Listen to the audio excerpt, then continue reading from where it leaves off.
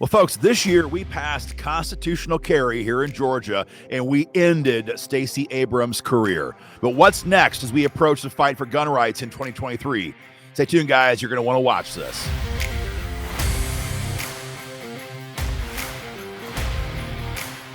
Hey guys, Aaron Dorr here with Georgia Gun Owners. Today is December 6th. You all know what that is. I hope you're all out there voting pro-gun today as we wait to see what happens with Senate control in Washington, D.C. But guys, here at Georgia Gun Owners, our focus is quickly honing in on the upcoming legislative session. This was a fantastic year in our fight for gun rights here in Georgia. Getting constitutional carry on the books was a phenomenal win that we waited for years to achieve. But frankly, it shouldn't have taken that long. And the RINOs here in Atlanta blocked it for a very long time. So we're happy to have notched our belt with that victory. But there is many more things that we need to pass to protect Georgians immediately. First on our agenda for next session, number one, the Second Amendment Preservation Act. We call it SAPA for short. SAPA is very simple. You see, Joe Biden, whatever happens tonight here in Georgia with our U.S. Senate race, Joe Biden has lost control of the House. And so he is done rushing gun control bills through that chamber. It will not happen. I'm not saying he can't pass any gun control bills, but the days of them racing through the House, those are over. And so Joe Biden is pissed, and he knows that he's going to have to find another way to advance his agenda. And that will include more executive orders attacking our gun rights. How do we deal with those? Number one, in court, but number two, the Second Amendment Preservation Act. You see, here's what SAPA says. It says, look, this is our state. Georgia is our state. We have our own state constitution, which protects our gun rights. We have our own taxpayers that fund our law enforcement budget, and our cops work for the people of Georgia, period. As a result, SAPA tells Joe Biden, our cops will not help you enforce any federal gun control laws. Instead, Georgia cops will do their primary job of enforcing Georgia laws when it comes to firearms, ammunition, and accessories. So if Joe Biden wants to pass tremendous gun control or try to decree it with executive orders, that's fine. We can't stop that. But by God, we do not have to let our cops help Joe Biden enforce it.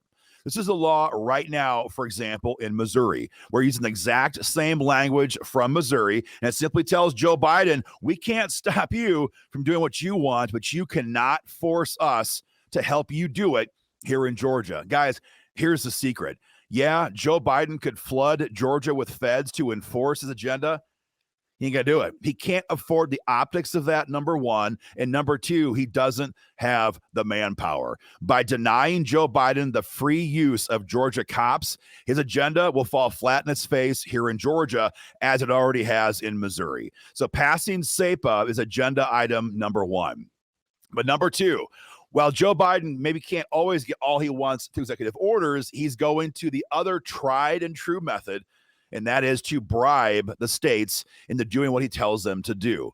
Everyone knows that last summer, Joe Biden passed a massive federal gun control bill. $750 million have been earmarked for Joe Biden to use and the DOJ to use to bribe red states into passing red flag gun seizures.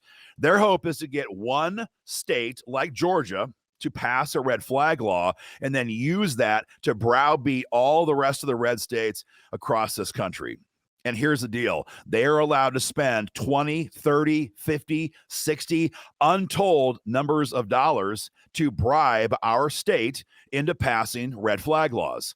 Now, I would like to assume that a red flag gun seizure law is dead on arrival here in Georgia. After all, it allows a liberal judge to order the confiscation of your firearms before you've ever been convicted of a crime. I like to think they're dead on arrival, but here's the deal. If we have a god-awful and God forbid a mass shooting in this country during the next session, and Joe Biden is sitting there literally dangling a check for $50 million in the face of our state government, we can't take that chance. So we have two choices. We either A, sit back and wait to watch this happen and try to kill the bill at that time, which we would do, or our preference, option B, file legislation which would ban red flag gun seizures here in Georgia, and number two, would ban the use of federal money to help enforce them. That is what our bill is going to do. It's going to ban red flag laws, and it's going to ban cities and any kind of entities here in Georgia from using federal dollars to enforce them here in Georgia. And if a jurisdiction, let's say the city of Atlanta, violates this law and grabs that money from Uncle Joe to enforce a red flag gun seizure, our legislation is going to have a civil penalty built into it so that you and I, as gun owners, can take them into civil court for damages to hold them accountable. It is a phenomenal way to put a flag in the ground and say red flags are dead here in Georgia. And if you try to enforce them using federal dollars, you will pay the price in civil court, guys. That is agenda item number two, a major attempt here to stop red flags dead in their tracks here in Georgia. And number three, we must increase the protections provided to gun owners here in Georgia through our current Stand Your Ground law.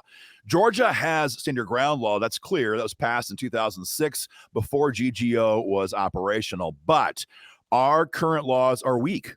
Our current laws here in Georgia, they presume that you and I are guilty. They presume that anytime a gun owner uses a firearm, that he or she is guilty, and it forces us to prove our innocence in a court of law.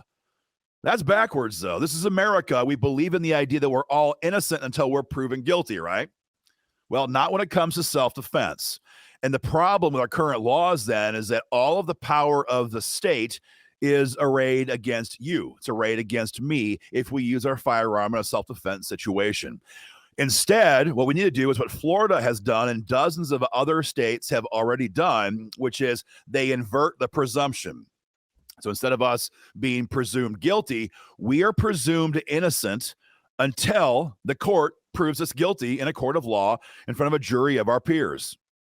Further, our legislation will clarify that we can't even be arrested by the authorities unless there's probable cause that we did something wrong. It sounds like a big earth-shattering movement. It's not. We shouldn't be arrested absent probable cause, and we shouldn't be presumed guilty before we're actually convicted in court.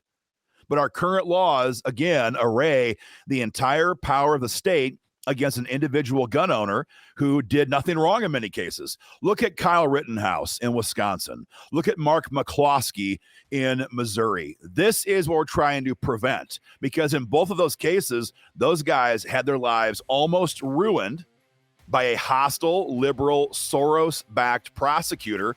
And we have that right here in Georgia, right here in Atlanta, because those prosecutors are pushing a political agenda. They don't care a damn about pursuing justice.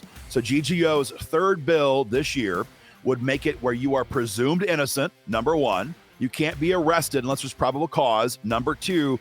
And we're going to create a pre-trial hearing process where if you are charged in court, your lawyer can invoke Stand Your Ground law up front in a pre-trial motion and tell the judge, Your Honor, my client shot this individual. Here's the reason why. We are invoking Stand Your Ground law. We are immune from prosecution, and we ask you to dismiss the case. The judge agrees. That's it. You walk.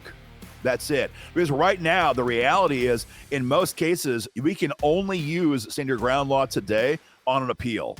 That means after you're convicted. That means after your life has been ruined, after you're broke in most cases, after it's all over. That's ridiculous.